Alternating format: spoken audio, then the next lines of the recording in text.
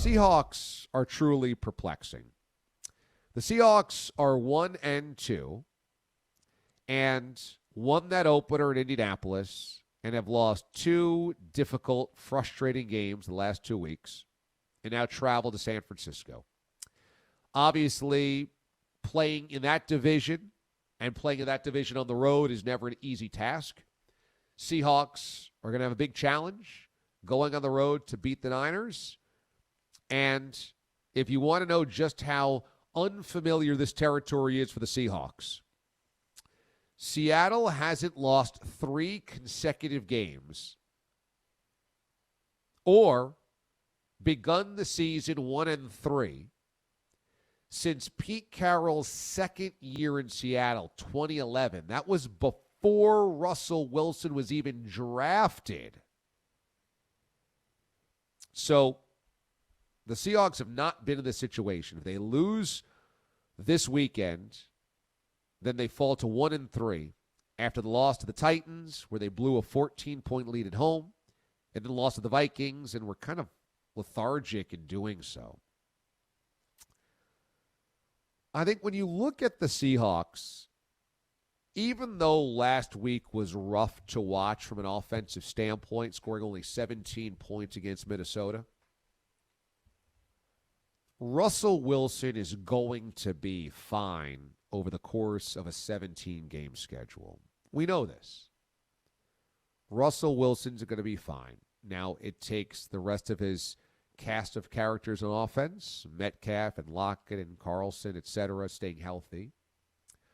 But Russ has been so good for so long. You just kind of pencil him in for 4,000 yards and 30 touchdowns and making plays happen in broken fields and exploiting them, and Russ is just that good. I think what you come down to, though, for Seattle is a defense that has not held up its end of the bargain and a defensive coordinator in Ken Norton who has not seemed like he's gotten the most out of that defense, and an offseason where the Seahawks did not seem to do the things they needed to improve the defense. That they lost Shaq Griffin in free agency, and whatever pieces they tried to put together on defense, none of it's worked. So I think you've got to look at the front office, you've got to look at the defensive coordinator, and you've got to look at the players not pulling their weight as well. You know, you give up 30 points to Minnesota, you blow a 14-point lead at home against Tennessee. Those are eye-opening moments, and it can't happen this week. You can't give up 30 to 34 points and win this football game at Levi Stadium. You've got to play this game in the 20s. Got to hope Russ cooks, and you've got to hope you get maybe a short field, a turnover, something that happens late, because more than likely this is a tight game into the fourth quarter. The Seahawks last week felt off. And I'm not sure if maybe that was a hangover from blowing that 2-touchdown lead, which never happens at home to Tennessee. You build a 2-touchdown lead at CenturyLink, and as loud as it is, with the crowds back, the Seahawks deafening home field advantage, that just never happens. And coming off that, there was probably what just happened from the Seahawks. They played like it last week. I would hope that this is a eye-opening week where you realize you got embarrassed by the Vikings and you say, that can't happen again. Simply cannot happen again. That's not who we are. My worry is that this is a crisis point, because even Pete Carroll has admitted it's a crisis point. That 1-3 is a devastating start, as I said, hasn't happened in a decade. But also, in this division, you can't really afford that type of start because the division is so damn difficult. That you might end up being the worst team in a division where 3 teams get to the playoffs. After this weekend in San Francisco, Santa Clara, they get the Rams at home, but the Rams are perhaps the best team in football.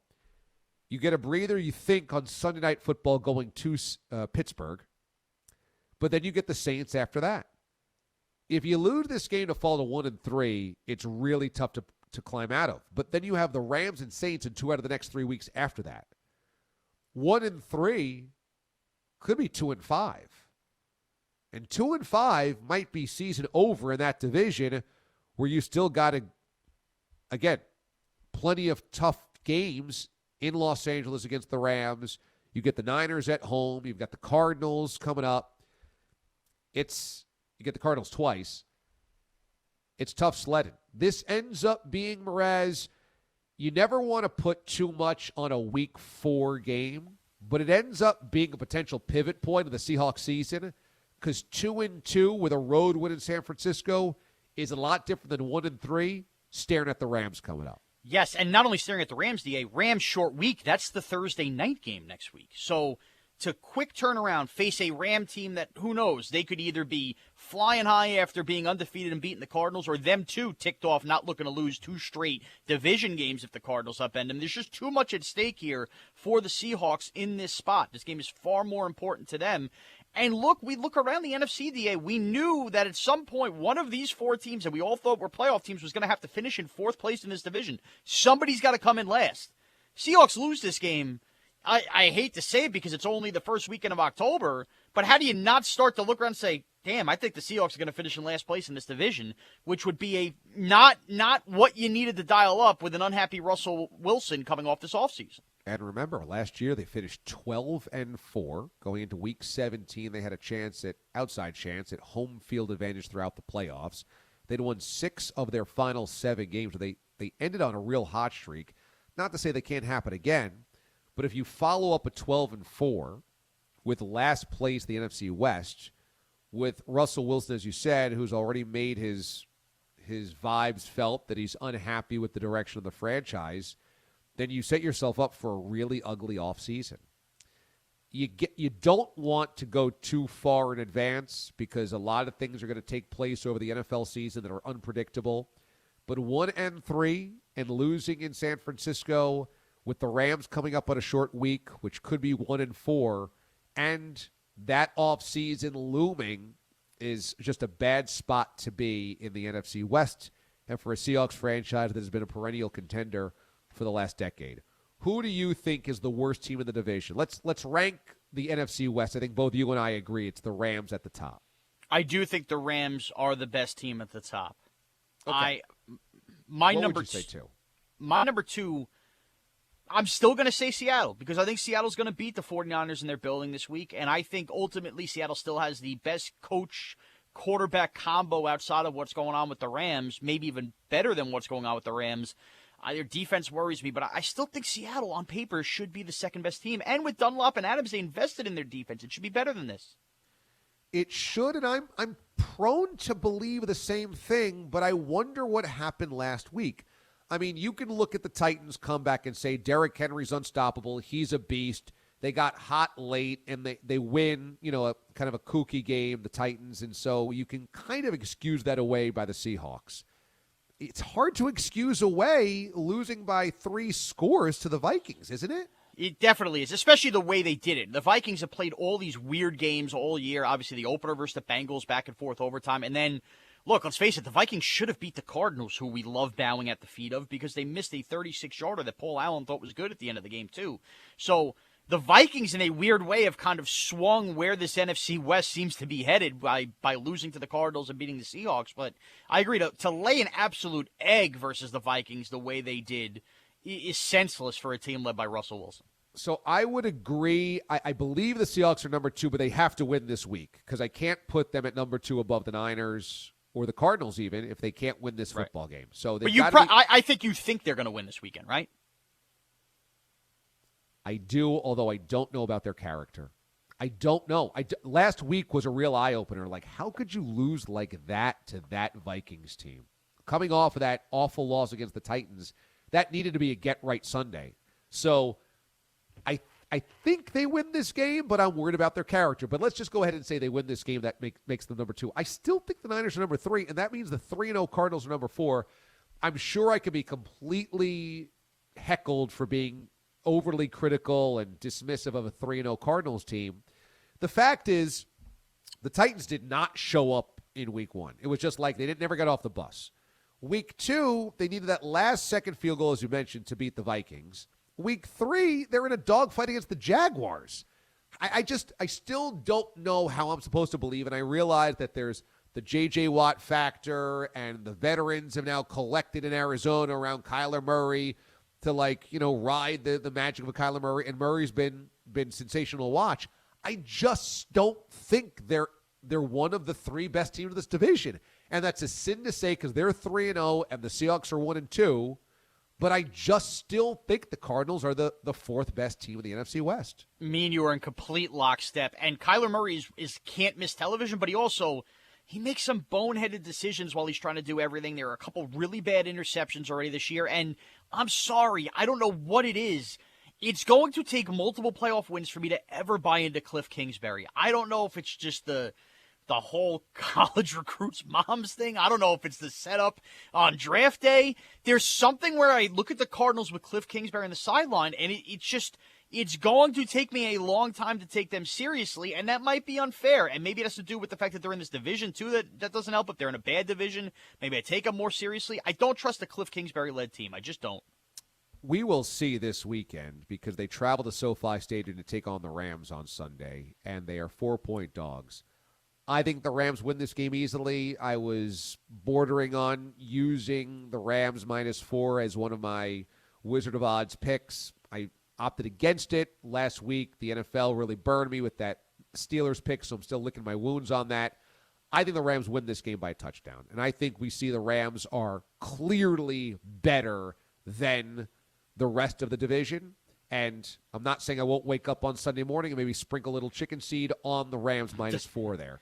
But I think on Sunday, Mraz, we see there's a separation between the Rams and the Cardinals, and it's pretty significant. I tend to agree. And on that note, DA, what a great late window of football Sunday. You see the 4 games we have Sunday? It's nice. You get that Ram-Cardinal game, so much intrigue, undefeated. Seattle versus the Niners, great rivalry. NFC West is great. Ravens going to the undefeated Broncos, who have their first big test. And then the game the country really gets to see, will the Steelers collapse before our eyes versus Aaron Rodgers and the Packers? That's your 4 games in the late window Sunday. That's as good as it gets. It is. It's going to be great. Now, I think this is interesting with the Packers and Steelers. Packers are laying 6.5. Steelers are coming off an absolute dog food effort. Mike Tomlin says we've got no plays left. Big Ben is a corpse. And we just saw Aaron Rodgers light the world on fire within 30 seconds and win that game on Sunday night. Don't we believe the Packers win this game by double digits?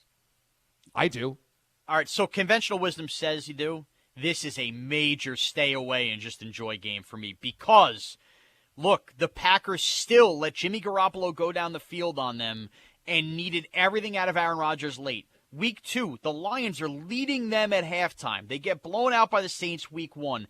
Everything is telling you the Steelers are awful, and we've spent a week telling you how it's time to blow it up and they're in no man's land. But damn, I don't trust the Packers quite yet either, and that's a big number. I could see the Packers winning this game by 17 points, or I could see us waking up Monday and doing the show going, did we bury the Steelers in Big Ben too early? This is a major don't touch the money game for me. The Steelers looked so garbage on Sunday. I just can't envision a game that I'm watching on Sunday where the Steelers are in it in the fourth quarter. They did beat the Bills week 1. Feels like years ago, but they did. It feels like a different season. But this is the thing about the Steelers, and this is what we talked about. The Steelers are not a good football team, but they're not going to bottom out and be up there with the Jaguars, Jets, Giants. So they're going to have a couple of these moments like they had versus Buffalo. I'm not saying that moment's coming, but it wouldn't shock me if as soon as we bury them, that moment comes this week and the Packers lay an egg because the Packers are so hit or miss every week. I am staying away from this game. I can't urge everybody, including you, stay away. Back-to-back games at Heinz Field, and they lose by 9 points to the Raiders, lose by 2 touchdowns to the Bengals, and I'm supposed to believe they're going to go to Lambeau and stay within a touchdown with the mummy, the corpse that is Big Ben? I don't see it. Everything tells you Packers, which is why it's time to zag or just stay away. Don't come near it. Stay away from it. This is much like Vegas begging you to take Arkansas plus the 18.5, which I did, like a dog lapping in its Alpo Bowl. I did. Vegas is begging you to take the Packers, right? -6.5. No doubt. -6.5. Oh, that's They only it. gotta win The by extra point touchdown. I cover. Let's go. Yeah. Oh, boy, I'm swimming away. Because one of two things happens. Either you bet the Packers and you feel like an idiot, or you bet the Steelers and then the Packers win by 17, you feel like a bigger idiot. So just stay away from feeling like an idiot. There's plenty of games to bet this weekend. Don't touch it.